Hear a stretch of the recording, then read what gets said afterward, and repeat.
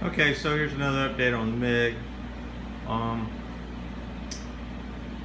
The bumper facial is still setting up, and I have to make this piece. Oops, that sounded good. Let me kick something else. So, in the middle of the bumper facial is this splitter that's going to hide how big the hole is somewhat, and also exists partially to be something aesthetic that also hides this area right here.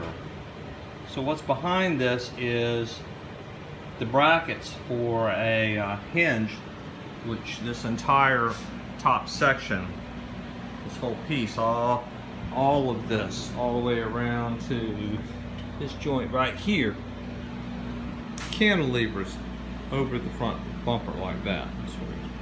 Like that.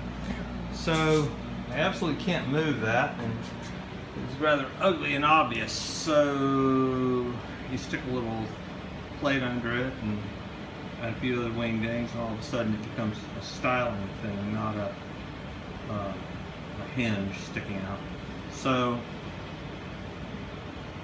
this is going to get a layup on top of it here pretty quick. I am using very commonly available masking tape to kind of cover this up. This will be the inside of the part. You can see here where I've sanded this. I've got to do a little shaping on the corners. I've added this little piece on because this piece is a little short. I have to turn this line. What I do, I'll take and run this tape over this. What I found is, because I've done a lot of this car, I've got all these parts on this car. All of this whole car, with the exception of the doors and the roof, were made this exact same way. There was something like 600 pieces of foam in this part right here. And there was all this stuff and 2 or 3 glue guns. So anyways, I've got to straighten this out and shape it, and then I'll actually cover it up with this tape so that the resin doesn't basically penetrate this and doesn't have a clean surface. It'll still be a pain in the ass to clean up when I take the part out, but it's the easiest way to do it, given that I only ever have to do this once. So the part will come up here, the bumper actually comes down to there.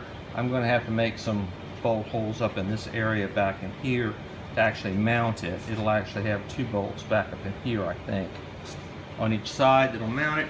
And I will do the layup around this edge and stop, and I actually have to back grind this and do the bottom of this piece a second time, because I can't, fiberglass doesn't like to make this sharp of a turn. It'll make that sharp of a turn in an inside joint like this, but it won't make a turn in a joint like that. So yeah, so anyways, that's kind of what's going on. The next time you see this, it'll probably have glass all over it. So there you go.